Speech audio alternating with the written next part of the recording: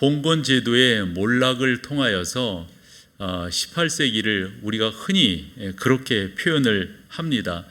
민중의 발견이다. 그리고 19세기를 여자의 발견, 그 다음에 20세기를 어린아이의 발견, 우리가 지금 살아가는 21세기를 명명한다면, 그래서 우리 교회도 어머니 학교, 아버지 학교, 무슨 결혼 예비 학교, 그 다음에 시어머니, 또 장모, 이런 식의 학교들을 우리가 하면서 강조하듯이, 아마도 21세기는 가정이 발견된 그러한 세기가 아니겠는가 하는 생각을 가져봅니다.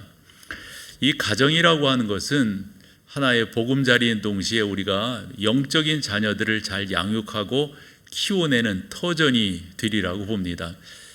부모인 저와 여러분들이 어떠한 자세로 우리의 자녀들을 키워내느냐, 그래서 그 자녀들이 하나님의 사람, 하나님의 백성으로 잘 세워지느냐 하는 것은 우리에게 주어진 숙제이고 우리가 마땅히 해야 될, 또 주께로부터 명령받은 귀한 일이다라고 저는 믿습니다.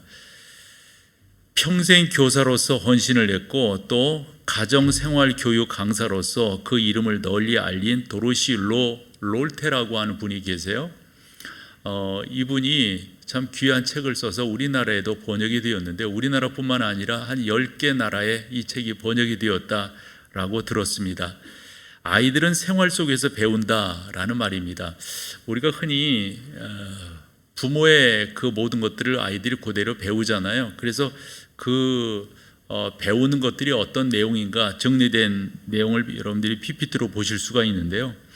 아이들은 집안에서 부모의 비판을 받으며 자라나면 말이에요, 그 아이가 비판하는 자녀가 된다는 거죠. 적대감을 가진 모습을 아이들이 가정에서부터 배우게 되면 싸우는 애가 된다, 이런 내용입니다. 두려움을 안고 살면 두려워하는 법을 배우게 된다, 이런 내용이고요. 그 좀 더 띄어서 보면 격려를 받으며 아이가 자라가면 또 자신감을 배우게 된다. 칭찬을 받으면 감사하는 삶을 살게 되고, 인정을 받으며 살면 사랑하는 법을 배우게 된다. 그래서 여러분들 다 경험하시는 바이겠지만, 집안에서 어떤 교육을 받았느냐에 따라서 여러분들의 삶 속에서 그런 모습들이 그대로 드러나게 되는 거겠죠. 부모로부터 나온 나눔을 배우게 되면 그 아이는 관대한 자녀로 자라게 된다 하는 거죠. 공평을 배우면은 정의를 베풀며 살아가게 된다라는 그런 말입니다. 그러니까 자녀들이라고 하는 것은 우리의 DNA를 이렇게 물려받는 것 아니겠어요? 그래서 겉모습만 닮는 것이 아니라 성품 또한 상당 부분 닮아가게 된다 하는 그런 내용이 되겠죠. 그런 면에서 보면 우리가 부모로서 얼마나 또 어떠한 영향력을 미치며 이 귀한 사명들을 감당해야 될 것인가 하는 것은 이 가정의 달을 맞이하면서 한 번 더 묵상해 보게 되는 주제가 아닐 수가 없습니다. 여러분들과 가정의 달을 이렇게 맞이하면서 어떻게 성경적인 가정을 세워나갈 수가 있을까 묵상을 해볼 때 저에게는 창세기 18장이 나름대로 의미 있게 다가왔습니다. 하나님이 아브라함을 갈대아 우르에서 부르시고 하란에서 결정을 내려서 가나안 땅으로 오게 됩니다. 그 가운데 창세기 12장에 보면 마침 흉년이 들어서 그가 애굽에 내려가게 되고 봉변을 당하게 되고 올라오게 됩니다. 그 상황 속에서 조카 롯과 내가 우하면 내가 좌하고 좌하면 우할 것이다, 이와 같은 결정 가운데, 근데 조카 롯이 그돌라오멜 연합군에 의해서 어려움을 당하게 됩니다. 하나님 앞에 기도하지요. 쫓아가라 그러면 찾아기, 그 명령을 쫓아서 아브라함이 자기가 거느리고 있던 사병들을 데리고 그돌라오멜에 그 연합군을 물리치고 롯을 구해옵니다. 그때 허전함을 느낍니다. 하나님, 저에게 자녀를 주셨으면 그래서 이런 봉변을 당하지 않았을 터인데, 이런 식의 이야기를 할 때 하나님께서 내가 왜 너한테 자녀를 주지 않니?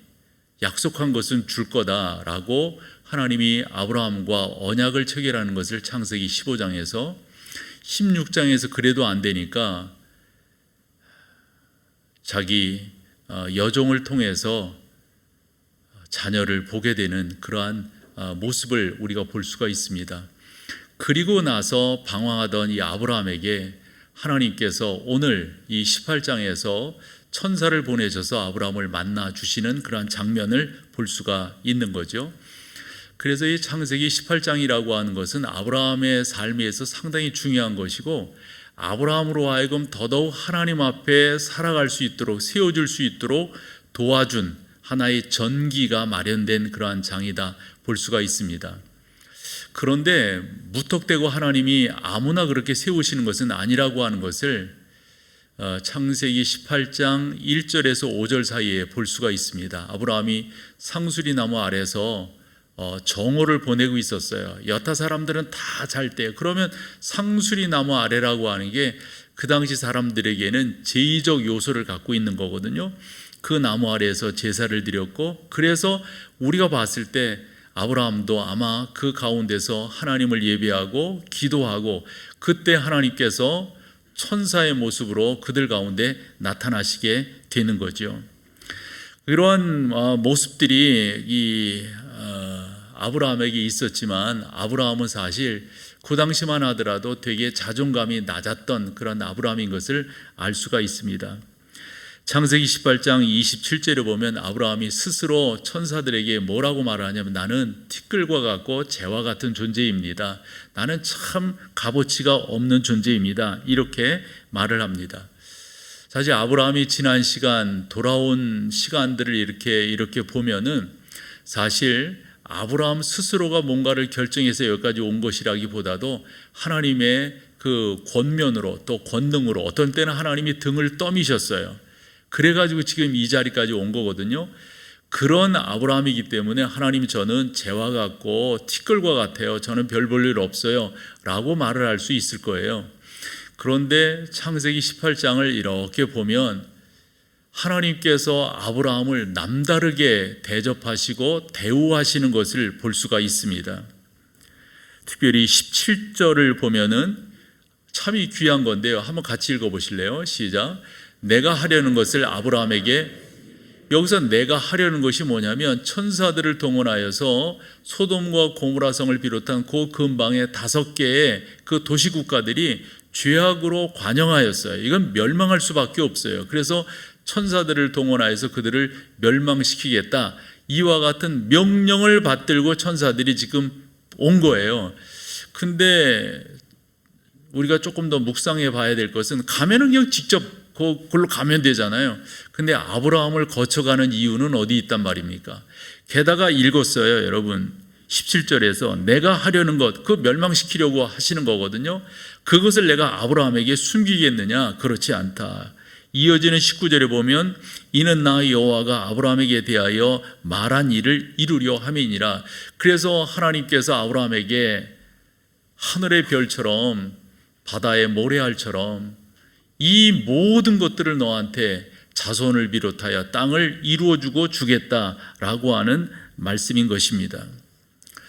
그런 말씀을 하나님께서 아브라함에게 이루어 주시겠다고 했지만, 그때까지 아브라함에게는 그런 일들이 일어나지 않았어요. 그런데 그 천사들이 와서 하는 말이, 내가 여기에 온 것은 저 소돔과 고모라 성이 죄가 관영하였기 때문에 멸망시키려 내가 왔다, 이 말씀이거든요. 아브라함이 어떤 사람이길래 하나님께서 하시는 일을 마치 아랫사람이 윗사람에게 보고하듯이 이거 결정했는데 이거 이대로 할 겁니다, 이렇게 말을 해 주냐 하는 겁니다.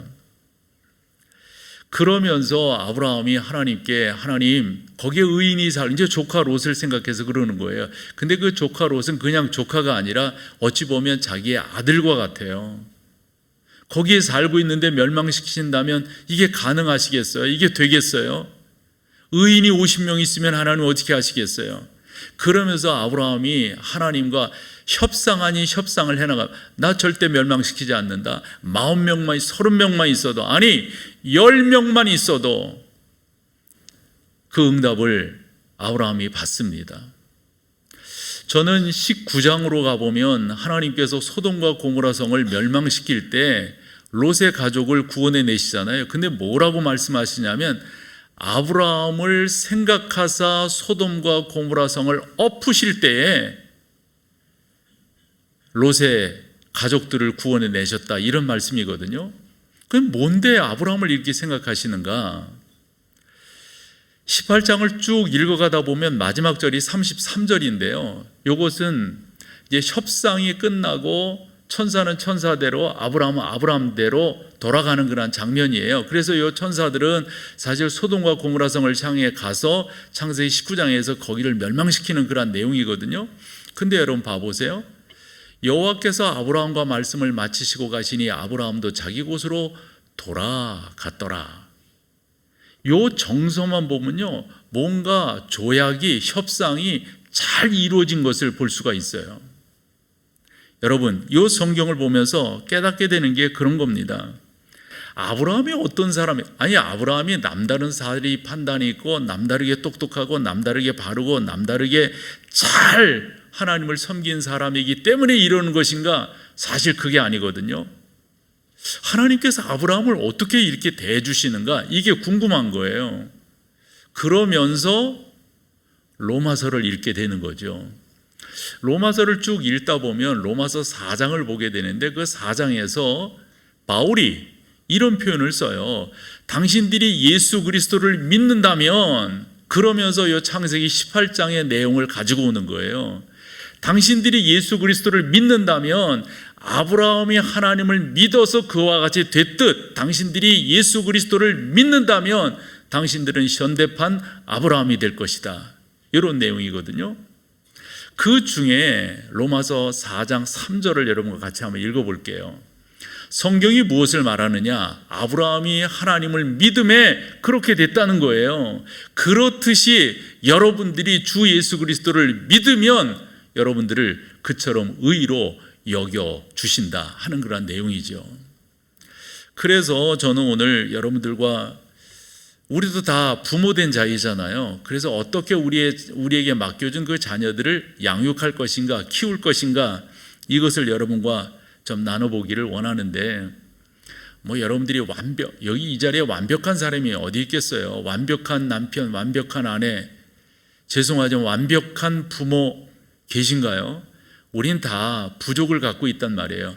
아브라함도 마찬가지였어요. 그런데 하나님이 아브라함을 남다르게 대해 주셨다고요. 그것이 바울에 의해서 재해석되기를 우리도 하나님이 그렇게 대해 주신다 하는 그런 말씀이거든요. 그러므로 아브라함이 그냥 아브라함이 된 것이 아니라, 저는 아까도 말씀드린 것처럼 기도하는 사람이었던 거예요. 해서 우리도 기도하는 부모가 되기를 소망하는 거죠. 여러분들이 자녀들을 위해서 기도할 때, 특별히 우리의 자녀들 가운데 신앙생활 제대로 안 하는 자녀들이 있을 겁니다. 여러분, 아브라함처럼 하나님 앞에 기도해야 돼요. 하나님, 그곳에 의인 50명이 있으면 어찌하실 건데요? 40명이 있으면, 아니 10명이 있으면 어찌하실 건데요? 라는 심정을 갖고 우리가 하나님 앞에 기도한다면, 하나님 아브라함에 응답하셨어요. 그러면 내가 그곳을 멸망시키지 않겠다.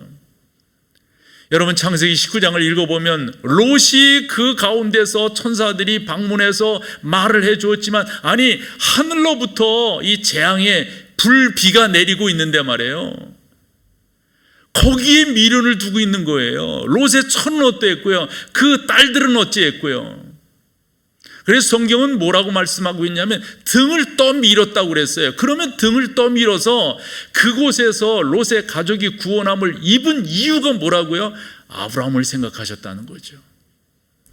우리의 자녀들이 이런 은혜를 받아야 되지 않을까요? 우리의 기도로 말미암아 우리 아이들이 그렇게 살아나야 되고 구원함을 입어야 되고 유혹의 구렁텅이에서 벗어남을 입어야 되는 그런 은혜가 있어야 되지 않을까요? 그래서 여러분들이 그렇게 기도하셔야 되는 거죠. 하나님의 은혜를 구하는 기도, 하나님의 인도하심을 구하는 기도. 여러분들이 그렇게 나아가실 때 여러분들의 자녀들이, 여러분들의 가정이 이 건강한 하나님의 은혜 가운데 세워질 것을 저는 믿는 거예요. 그러면서 이렇게 성경을 보게 되고 성경을 통해서 교훈을 얻게 되는 것 하나를 더 네 번째로 말씀을 드리려고 하는데, 성경을 이렇게 읽다 보면 모세에 대한 저 개인도 이렇게 성경을 보면서 참 아쉽다 싶어요. 왜냐하면 모세가 그 모진 고생을 다 했잖아요. 사실 모세가 미디안 광야에 있을 때 하나님이 불꽃 같은 모습으로 출애굽기 3장에 나타나셔서 모세를 부르실 때 모세가 나 하나님 못해요 못해, 이런 모세를 하나님이 설득하셔서 바로에게 가게 하셨던 거 아니에요. 그러면서 10가지 재앙 홍해를 건너고 광야를 지나서 지금 요단강 앞에 이르는 거, 이 강만 건너가면 가나안 땅에 들어가게 되는 거예요. 그때 모세가 하나님께 하나님 저도 들어가고 싶어요. 무리바 사건으로 하나님의 결정이 있었지만 모세가 그리 말씀을 드린다고요. 그때 하나님께서 냉정하신 만큼 모세에게 너는 여기까지다 라고 말씀을 하시고, 그리고 내가 해야 될 2가지를 명령하시는데 하나는 후계자를 세우는 거고 또 하나는 이 백성들이 광야에서 태어났기 때문에 어떠한 과정과 절차, 하나님께서 어떻게 도우셔서 여기까지 왔는지를 잘 모르니 이들을 위해서 성경을 기록하라. 이제 하나님이 아셨던 거예요. 이런 것들을 기억하고 또 되새기고 또 다짐하고 이와 같은 절차들을 갖지 아니하면 다 사람들이 그릇된 길로 가게 될 것이라고 하는 것을 하나님이 아셨어요. 이 가나안 땅 그 들어가면은 그 가운데서 하나님을 저버리고 이방신을 섬기고 그들과 동고동락하게 될 이 불쌍한 백성들을 우리 하나님께서 아셨던 거죠. 여러분, 절대 우리가 스스로 의지할 수 없는 것은 하나님이 나에게 은혜 주시고 붙들지 아니하시면 여러분 누구나 다 마찬가지 아닐까요? 내가 이 자리에 있을 수 있을까요? 바울의 고백이 맞는 거예요. 이제까지 이렇게 많은 일들을 하며 왔지만 가만히 생각해 봤더니 이 모든 것이 다 하나님의 은혜로라. 이건 하나님께서 함께 하신 것이다. 죄송한 말씀이요, 외람된 말씀일 수 있는데요, 저도 이 자리에 서서 목회를 이렇게 해온 거, 이거 여러분 하나님의 은혜가 아니고서, 그래서 저는요 이 자리에 서서 제가 뭐 그런 모습을 여러분들에게 보여드린 적이 있는지 몰라도 정말 저는 하나님 앞에 겸손하게, 여러분 앞에 겸손하게 쓰려고, 하나님께서 나를 이 자리에 세워주신 것에 대해서 늘 고마워하고 감사하고 하나님의 은혜가 아니고서 내가 이 자리에 쓸 수 없다고 하는 사실을 제가 너무도 잘 알기 때문에 그런 자세로 여러분 앞에 그렇게 섰다고 저는 생각하거든요. 그런데요, 이게 우리라고 하는 이 존재가요, 이게 믿을 수 없어요. 죄송하지만 하나님의 그 놀라운 경험들을 하면서도요, 가나안 땅에 들어가서 그 나쁜 짓들을 하는데, 그래서 하나님께서 모세에게 신명기서를 기록하라 하시고 몇 가지 명이 어떻게 지내왔는가, 그리고 이것을 너는 명령해야 될 것이고 이것도 그러면서 쭉 신명기서를 기록하게 하시면서 그렇게 너희가 하면은 28장에 가서 너희가 이와 같은 복을 받게 될 것이다. 근데 여러분 그 신명기서 28장도 이렇게 읽어보면 복 받는 것에 대해서는 10절 안쪽이에요. 잘못하면 너희가 벌을 받게 된다고 하니 한 3배 정도 많아요. 어찌 보면 4배 정도 많다고요. 그것만큼 우리가 연약한 인생이라고 하는 걸 아신 거예요. 그래서 이 신명기서를 이렇게 쭉 그와 같은 하나의 주어진 그 깨달음 속에 이 성경을 읽다 보면 그래서 이 말씀을 주셨구나 생각해 보고 정리해서 오늘 가정의 달 여러분들과 마지막 주제로서 상고해 보는 건데, 그것을 우리가 살 길인데요, 요렇게 해야 살 길이 되는 거예요. 그게 뭐냐? 쉐마 교육이에요. 쉐마 교육. 이 쉐마라고 하는 말은 신명기 6장 4절에 나오는 말씀, 그 말씀을 따른 건데요, 같이 한번 읽어볼까요? 뭔가 이스라엘아 들으라, 우리 하나님 여호와는 오직 유일한 여호와이시니 그랬어요. 그러면 여기서 쉐마라고 하는 말은 들으라 이 말이에요. 이스라엘 뭐를 들으라는 거죠?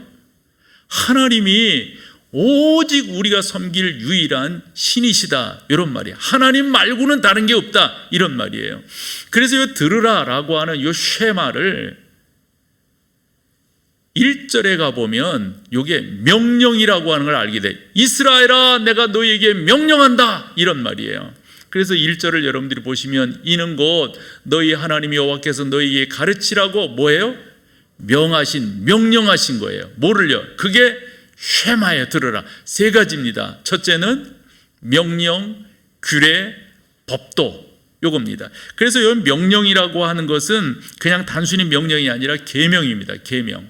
그 계명들, 그리고 율례와 법도들, 관습들, 이런 것들을 잘 지킬 수 있도록 너희가 계속해서 너희의 자녀들에게 말하고, 즉 명령하고 이래야 된다 하는 겁니다. 저는 종종 외우는 말씀 중에 하나가 시편 121편 1절과 2절인데요. 그 1절 말씀은 일반적인 그런 모습들이에요. 사람들이 누가 나를 도와주지? 요런 뜻입니다. 내가 산을 향하여 눈을 들리라, 나의 도움이 어디서 올까? 그래서 이 산은 단순한 앞산, 뒷산 이런 산이 아니라 그 원문의 의미들을 보면 우상이에요, 우상. 그래서 산 이런데 섬기고 거기에 신령이 있다고 그러고 이런 거 있잖아요. 근데 저 산은 그냥 단순한 하나의 산이 아니라 산들이에요, 산들. 그래서 우리는 여기서도 올까, 여기서도 올까 이렇게 한단 말이에요. 근데 시편 저자는 깨닫습니다. 나의 도움은 2절에서 뭐라고요? 천지를 지으신 여호와 한 분밖에 안 계시구나. 그 하나님이 나를 도우시는구나. 이것을 신명기 6장 4절에서 들어라 라고 명령을 하는 거예요. 우리가 우리의 자녀들을 잘 키우기를 소망한다면 아브라함을 하나님께서 그렇게 귀하게 존귀하게 대하셨듯 우리 또한 하나님이 그렇게 대하시는 거거든요. 그렇다고 한다면 우리가 이와 같은 것들을 자녀들에게 잘 교육을 해야 되는데, 두 번째 쉐마가 뭐냐면 5절과 6절에 있는데 5절에 세 가지가 동사로서 강조되고 있습니다. 너는 마음을 다하고 뜻을 다하고 힘을 다하여 반복은 뭐죠? 강조의 의미죠. 계속해서 이런 것들을 강조하지 않으면 안 된다 하는 거예요. 말인즉슨 입으로만 하지 말라는 겁니다. 여러분들의 삶으로 보여주고 강조하고 저는 중국 선교의 아버지라고 일컬어지는 허드슨 테일러, 남다르게 그 20대 때 그 전기를 보면서 크게 감동을 입었고, 이런 목회자가 되어야지, 이러한 선교적 사명을 감당해야지 했었는데, 그 허드슨 테일러의 전기를 그 아들이 있습니다. 그 아들의 이름은 하워드 테일러입니다. 그 아들이 아버지에 대한 전기를 모아가지고 쭉 기록을 하면서 나름대로 이런 말을 남겨요. 아버지가 생활 가운데 하나님을 섬기고 살아가는 모습을 보면서, 아버지의 그런 모습을 보면서 진정 섬겨야 할 분은 하나님밖에 없구나라는 것을 깨달았다고 아들이 아버지의 전기를 쓰면서 수레하고 있는 거예요. 사실 이렇게 하면 너무 잘한 거 아닌가요? 중요한 것을 우리가 입술로 한다는데 잘 지적하고 싶고요. 마음을 다하고 우리의 행동을 담아서 그렇게 하지 못한다는 거, 여러분, 그러므로 여러분들이 다시 한번 마음을 다하고 뜻을 다하고 정성을 다하여 하라고 하는 것은 말로 하라고 하는 게 아니라 여러분들의 삶으로 보여주라 하는 그런 쉐마이니까 꼭 그렇게 실천을 하셔야 되고요. 그러면서 세 번째는 신명기 6장 7절을 통해서 알 수가 있는데, 한두 번으로 하지 말고 내 자녀에게 어떻게 해요? 부지런히 가르치라. 여기 가르치라라고 하는 것은 반복이라고 의미가 있고, 부지런히라고 하는 것은 여러분들이 삶으로 드러내라라고 하는 의미가 있습니다. 그래서 신명기 6장 24절에 보면 여호와께서 우리에게 이 모든 규례를 지키라 명령하셨으니 이는 우리가 우리 하나님 여호와를 경외하여 그 여러분들의 삶으로. 근데 왜 이렇게 우리가 해야 되냐면 그 뒷말입니다. 경외하여 뭐죠? 항상 복을 누리게 하기 위하심이며 그랬어요. 여러분 가정 속에 여러분 자녀들이 복받기를 원치 않는 분이 누가 계실까요? 그걸 여러분들이 하시기를 다 원하실 텐데 이렇게 여러분들이 해나가시면 되죠. 그래서 저는 여러분들이 다 잘하고 계신 줄로 믿는데, 특별히 여러분들의 자녀들에게 예수 그리스도의 십자가와 부활에 대해서, 그리고 천국에 대해서 가르치셔야 돼요. 꼭 여러분 가르치셔야 돼요. 내가 믿는 아빠를 이렇게 해준 예수 그리스도의 십자가, 예수 그리스도의 부활, 예수 그리스도의 천국, 아빠 하는 것을 믿는단다. 한 몇 년이 안 되는데요, 그때 제가 저희 아이와 한번 어디를 갔었어요.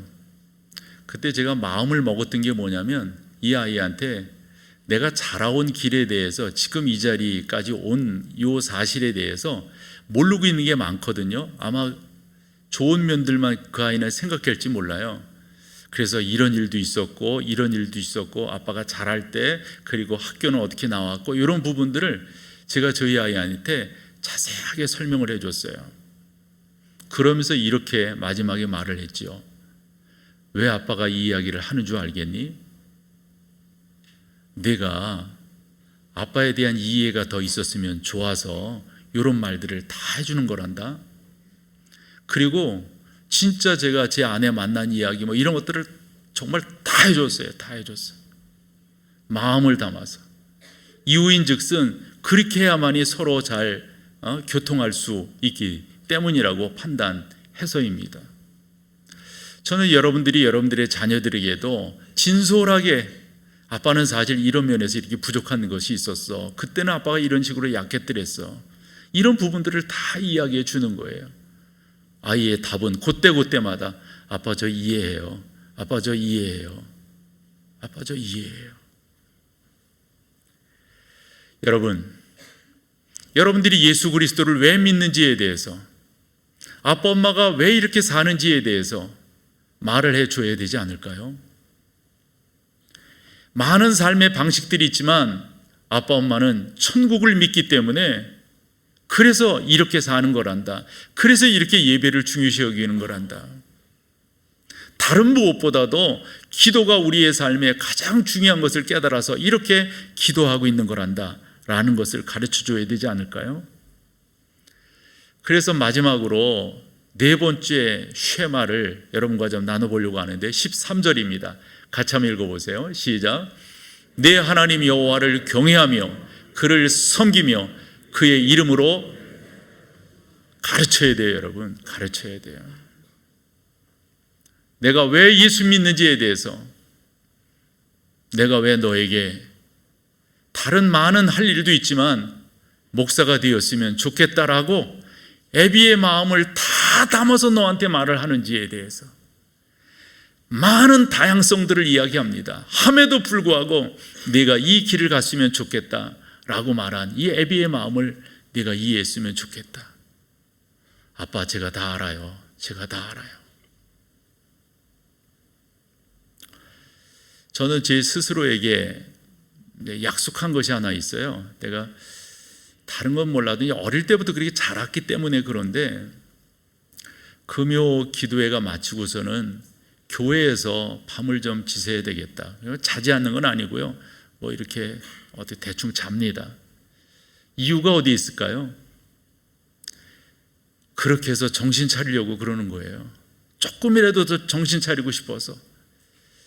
옛날이라는 표현이 좀 어색하지만은, 하나님 잘 섬기고 하나님 잘 믿고 하나님의 은혜를 구하는 그런 기도원 생활하던 게, 그런 거 잊지 않으려고. 아침 새벽 일찍 교회에 나오는 것도 그런 거 잊지 않으려고, 그 초심 잃지 않으려고 노력하는 거예요. 근데요, 너무도 놀랄 만한 일은 아들이 그것을 그대로 담는다는 거예요. 그래서 내가 그 아이한테 그랬어요. 얘야, 네가 말이다, 교회에서 침낭 깔고 너 그 네 사무실 그 바닥에서 그렇게 잠을 자는 거, 너 그거 이 다음에 되게 할 말 많을 거다. 교회 갈라 치면 일찍 떠나는 거예요. 다 보고 자라는 거예요. 저는 우리가 말로 하지 아니하고 우리의 삶을 통해서 그걸 가르치는데, 마지막으로 여러분 말씀드리는 게 다른 게 아니에요. 어떻게 우리가 하나님을 경외해야 될 것인가? 우리가 어떻게 그 하나님의 말씀 앞에서 살 것인가? 물질이 중요하다는 것이 아니고, 중요하지 않다는 것이 아니고, 내가 높은 지위에 가는 것이 중요하지 않다는 것도 아니고, 우리가 이 세상을 살면서 즐거움을 갖는 것이 중요하지 않다는 것, 취미생활하는 게 중요하지 않다는 것이 아니라, 그런 것들은 하나님을 경외하는 것을 우선으로 하고 뒤따라가요. 이것이 나의 삶의 목적일 수는 없다라는 걸 가르치는 거죠. 어느 아빠가 자기 딸과 마켓에 갔어요. 그랬더니 그 딸이 너무너무 좋아가지고 아빠 나 이거 살래요. 그게 뭐냐면 자기 아빠가 다니는 회사의 식품이에요. 아빠가 그냥 등짝을 때리면서 사면 안 돼 이렇게 말했어요. 왜일까요? 불량식품이라서 그래요. 안 돼. 아니 여러분 그거 알잖아요. 어느 집에서 자기 딸에게 왜 다 딸인지 모르겠네. 자기 딸에게 그렇게 말하는 거예요. 넌 꼭 도시락 가지고 가라. 도시락 가지고 가라. 학교 급식하잖아요. 급식 먹지 말고 너 도시락 가지고 가라. 근데 그 아버지가 그 학교에 급식을 대는 그런 사장이야. 왜 그렇게 했을까요, 여러분? 그건 뭐 여러분 다 신문에도 다 방송에도 나온 이야기니까요. 제가 성경을 보면서 참 이해되지 않는 사람이 여러 사람이 있는데 그 중에 하나가 사무엘상 1, 2장에 등장하는 또 4장까지 나오는데요. 엘리라고 하는 대제사장이에요.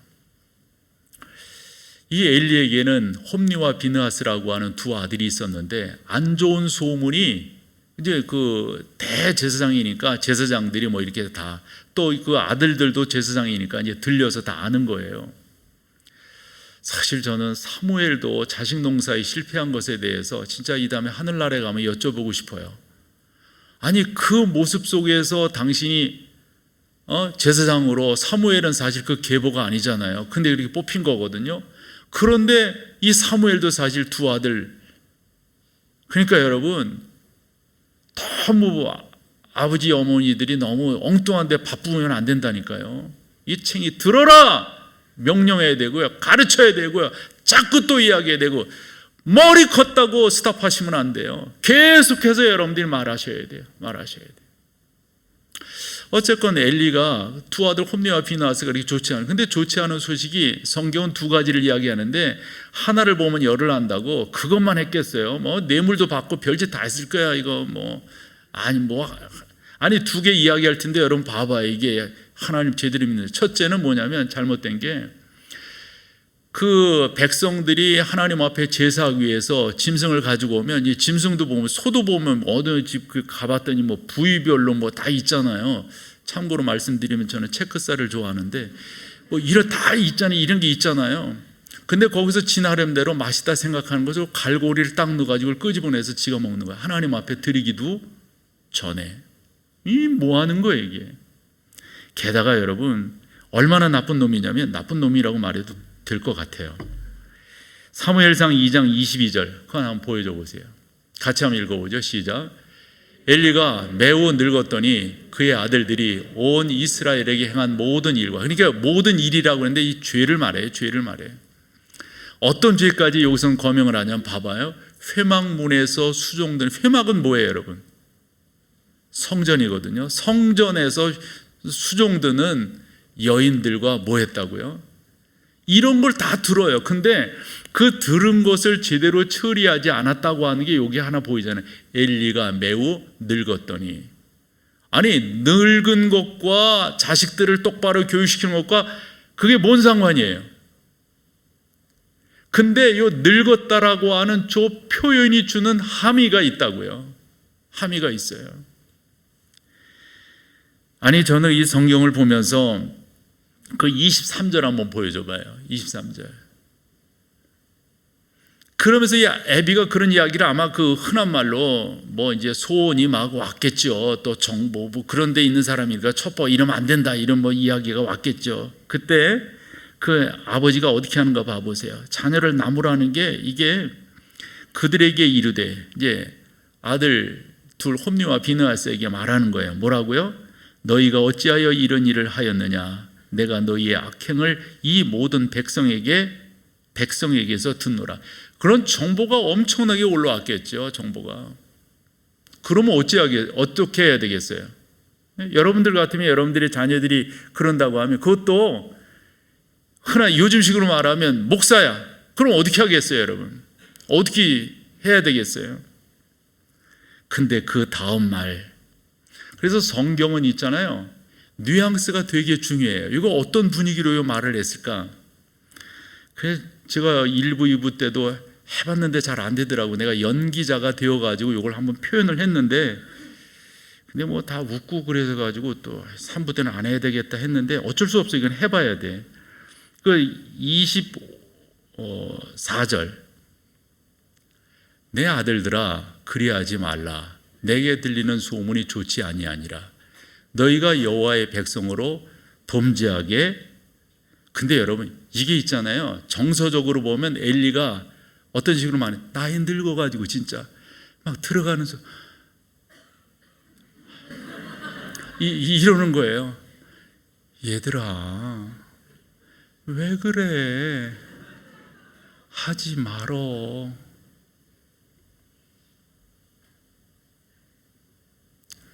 여러분들은 여러분들의 자녀들이 신앙생활 잘하지 않을 때 뭐라고 하시나요?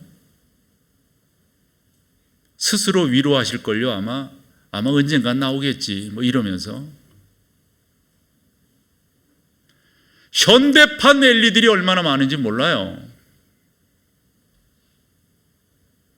따끔하게 야단도 못 칠 뿐만 아니라 본인 자신도 못하니까, 그러니까 말빨이 흔한 말로, 요즘 말로 영이 안 서는 거죠. 안 서는 거죠. 아버지는 그렇게 살면서, 왜 나보고, 엄마는 뭐 그렇게 살면서, 난 이 성경 보면서 너무도 안타까워요. 내 아들들아 그리하지 말. 이 말이 아니죠. 이런 정서가 아니죠. 이런 톤이 아니죠. 너 일로 들어와. 듣자 하는데 이게 무슨 소리냐? 너희들 말이야 바깥에서 이런다고 하는데 하나님 앞에 드리는 그 제물을 너희들 마신다고 그거 체크살 아니야. 그거 끄집어와. 이런 자식. 잘못했어요. 제가 그냥 예를 든다고 말한 건데 그렇게 된 거예요. 여러분 이게 참, 이게요, 모르겠어요. 난 잘 모르겠지만 그냥 이게 목사가 이런 생각하는 것도 이거 참 안 좋은 생각인데, 여자가 없어서 그랬을까 이놈들? 이 하나님을 안 믿는다고 하는, 참 나쁜 거예요. 그 후로 아버지 엘리가 어떻게 되는가? 4장 16절에 18절입니다. 16절. 그 사람이 엘리에게 말하되, 이게 뭐 말이냐면 그 사람이 이제 전쟁이 일어났어요. 블레셋과 전쟁이 일어났는데 이길 어떻게 이길 수 있냐 사람들이 곰곰이 생각하다가 이거 법궤를 가지고 가면 이거 이길 수 있다라고 생각하고 이제, 그런데 전쟁에서 마음대로 안 된 거예요. 그때 한 군인이 도망와 가지고, 아마 이렇게 도망가서 왕에게 말할 수 있는 것으로 보면 꽤 높은 장군이었을 거예요. 성경은 이 정도로 말하지만, 그 사람이 엘리에게 말하되 나는 진중에서 나온 자라. 그러니까 도망왔다 이 말이지. 내가 오늘 진중에서 도망하여 왔나이다. 엘리가 이르되 내 아들아 일이 형편이 어떤데? 이렇게 물어본 거예요. 그 다음 절, 소식을 전하는 자가 대답하여 이르되 이스라엘이 블레셋 사람들 앞에서 도망하였고, 이제 혼비백산한 거죠. 주랭랑을 친 거죠. 백성 중에는 큰 사람, 이렇게 희생당한 흔한 말로 전사자들이 많이 생겼다 이거죠. 그 중에 뭐라고요? 그 중에 당신의 두 아들 홈니와 비느하스도 전사하였습니다. 전사인지 도망가다 이놈들이 죽은 건지, 그리고 하나님의 궤는 빼앗겼습니다. 이 이야기를 들었어. 그 다음 구절이 보여주지 말아요. 잘했어. 그 다음 구절이 엘리가 어떤 사람인가를 보여주는 거예요. 그러니까 그냥 우리가 성경 이렇게 읽을 게 아니라, 여러분들이 이게 다 성경의 그림 언어니까 충분히 상상하고 그 다음 절 보여줘봐요. 엘리가 어떻게 되는가 봐봐요. 하나님의 궤를 말할 때 엘리가 자기 의자에서 어째요? 뒤로 넘어져 문 곁에서 목이 뒤로 넘어졌는데 때마침 그때 아마 이런데 부딪혔는데 목이 부러져서 어떻게 해요? 죽었는데, 성경은 그것을 어떻게 표현하고 있냐면 나이가 많고 비대한 까닭이라. 그러면 나이가 많다는 게 이게 자연 숫자로서의 나이를 말하는 것 뿐일까요? 비대하다는 게 좀 체중이 나가는 게 뭔 잘못이겠어요. 사람마다 다 다른데, 그럼 여기 나이가 많고 비대한 까닭에 그렇게 넘어져 죽었다라고 하는 요 자체를 여러분 그냥 단순하게 그런가 보다 이렇게만 받아들이겠어요? 죄송하지만 요 자체가 엘리라고 하는 사람의 신앙의 칼날을 보여주지 않나요? 요 표현 자체가 하나님께서, 제가 엉뚱한 생각하는지 모르겠지만, 진노 아니신가요? 난 그렇게 보고 싶어요. 그러면서 뭐라고 성경이 그 뒷말을 이었냐면, 그가 이스라엘의 사사가 된 지 40년이었더라. 이상하게 이스라엘은 40 이런 것들이 끊어지는 게 많아요. 하나님이 그 끊어버리시는 거죠. 그 끊어버리시는 거.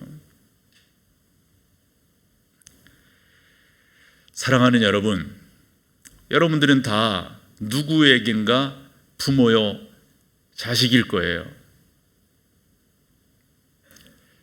저에게 부모가 계시고 저 또한 자녀가 있고 다 이렇게 되는 거지요. 어떻게 하셔야 될까요? 솔로몬이 당신이 나이가 다 들었을 때 느낀 것을 기록한 잠언의 몇 구절을 여러분과 읽어볼게요. 18장 10절. 여호와의 이름은 견고한 망대라. 의인은 그리로 달려가서 안전함을 얻느니라. 안 거예요. 이게 결론이 뭔지를 안 거예요. 19장 28절. 망령된 증인은 정의를 업신여기고 악인은 입은 죄악을 삼키느니라. 그리고 22장 6절인데요. 이건 솔로몬이 나이가 들었을 때 참 느낀 게 있다고 봐요. 온 북영화를 다 누린 솔로몬이 헛되고 헛되니 모든 것이 이게 아무나 할 수 있는 말인가요? 그가 잠언을 기록하면서 진짜 지혜가 뭐냐? 많은 사람들이 자기에게 지혜를 배우러 왔고 들으러 왔고 나누려 왔었으니까, 그러면서 나중에 그가 인생의 말년에 진짜 지혜가 뭐냐? 진짜 지혜는 하나님을 아는 것이다. 근데 난 이런 말들이 예사로운 말까지 들리지가 않아요. 이 구절 때문에 그런 건데, 잠언 22장 6절 같이 한번 읽어보세요. 시작. 마땅히 행할 길을 아이에게 가르치라. 그리하면 늙어서도 그것을 떠나지. 여러분 가만히 생각해 보면요, 이게 저만의 억측인지는 몰라도 다윗이요, 흔한 말로 아둘람 굴이라든가 블레셋에 피신 다니고 피해 다니고 이럴 때는 정말 하나님 잘 믿었어요. 사울왕이 죽어서 그가 예루살렘의 왕으로 올라오기까지 한 7년 정도를 기다렸거든요. 이때도 하나님 잘 믿었어요. 힘들고 어려울 때 잘 믿었어요. 그런데 잘 나갈 때가 문제라. 이게 잘 나갈 때, 그 잘 나가는 과정 속에서 그렇게 해서 태어난 아들이 있었는데, 그 아들이 솔로몬이에요. 아주 늦게 태어났어. 그랬을 때 솔로몬을 어떻게 키웠을까 상상을 해보는 거예요. 왜냐? 솔로몬의 젊은 시절을 보면 이건 하나님 안 믿는 사람의 삶의 태도예요. 그렇다고 보면 다윗이 그 어린 솔로몬 어떻게 키웠을까? 그가 죄악 때문에 솔로몬 앞서서 가졌던 그 아이가 죽는 그런 과정들을 겪었지만 솔로몬이 태어나면서 어떻게 했을까? 아마 어하둥둥 내 사랑아 이러면서 솔로몬 그저 이랬던 것 같아. 이것을 솔로몬이 나중에 가서 딱 깨닫는 거예요. 뭐를요? 마땅히 행할 길을 아이에게 봤더니 아버지 다윗이 자기에게 그렇게 하지 않았지 않는가? 그렇게 하면 늙어서도 그것을 떠나지 아니하리라. 여러분, 사람은 다 체험적인 것을 이야기하게 되어져 있어요. 그 다음에 하나, 29장 15절. 왜 다윗을 그렇게 생각하냐면요, 채찍과 꾸지람이 지혜를 주는 주건을 아마 자기는 그렇지 못했던 것 같아요. 그리고 다윗이 종종 그 아들 가운데 약간 이렇게 뭐라 그럴까, 우리가 자식들도 다 이렇게 대하는 게 아니라 어떤 애는 조금 이렇게 얘 봐라 이렇게 하는 애도 있을 수 있잖아요. 그런 자녀도. 아마도 다윗에게 압살롬이 그렇지 않았을까 싶어요. 압살롬이. 그래서 압살롬에 대해서 다윗이 나름대로 그런데 웬걸 얘가 태어나고 그 솔로몬의 어머니가 자꾸 흔한 말로 치맛바람이라고 그래도 되나요? 자꾸 다윗에게 얘를 왕을 시켜야 된다고, 이런 과정들이 있었다라고 저는 성경을 보면서 깨달아요. 그래서 요 잠언 29장 15절도 이 솔로몬이 자기의 경험을 충분히 살려서 이 성경을 말했다고 봐요. 다시 한번, 채찍과 꾸지람이 지혜를 주거늘 임의로 행하게 버려둔 자식은, 아마 누구를 지금 연상하는 것 같아요. 어미를 욕되게 하느니라. 여러분, 왜 애비를 욕되게 하는 게 아니라 어미를 욕되게 한다고 그럴까요? 그래서 저는 이런 성경들을 하나하나 이렇게 기록을 해나가면서 솔로몬이 뭔가를 생각하고 기억하고 떠올리고 하지 않았나 싶어요. 누구겠어요, 여러분? 압살롬이죠. 배다른 형 압살롬. 그가 반역을 일으켰을 때,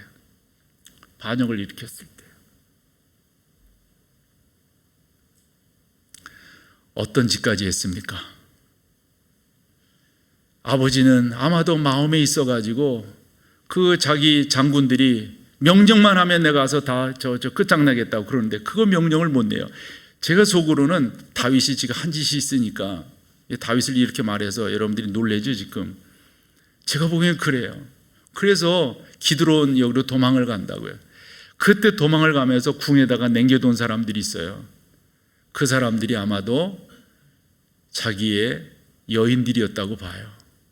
압살롬이 와서 그 궁을 차지하고 난 다음에 그 당시의 정서는 뭐냐면 혁명을 했건 반역을 했건 나라를 쳐들어왔건 간에 그 왕의 여자를 취하는 것이 점령의 끝이야. 마지막 자기의 깃발을 꽂는 거나 마찬가지예요. 여러분, 압살롬이 어떤 짓 했는지 알죠? 그래가지고 신하들이 부끄러우니까 채를 쳤다고요. 가름막을 했다고요. 압살롬이 어찌했어요? 거둬라. 내가 이거 하는 거 백성들이 다 보게끔 해라.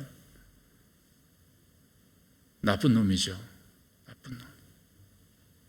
채찍과 꾸지람이 지혜를 주거늘 임의로 행하게 버려둔 자식은 어미를 욕되게 하느니라. 이건 솔로몬에게 있어서 하나의 사건을 연상하면서 그냥 말로 하면 이게 어떻게 이해가 돼요, 이게요. 저는 충분히 그런 상상을 갖고 이 이야기를 했다고 믿어요. 사랑하는 여러분, 우리가 해야 할 것이 있다면 잘하는 거예요. 끝까지 우리 하나님 잘 섬기고 그 하나님 섬기는 것을 우리의 자녀들이 보고 따를 수 있도록 그렇게 승리하며 나아가는 귀한 여러분 다 되시기를 축원합니다.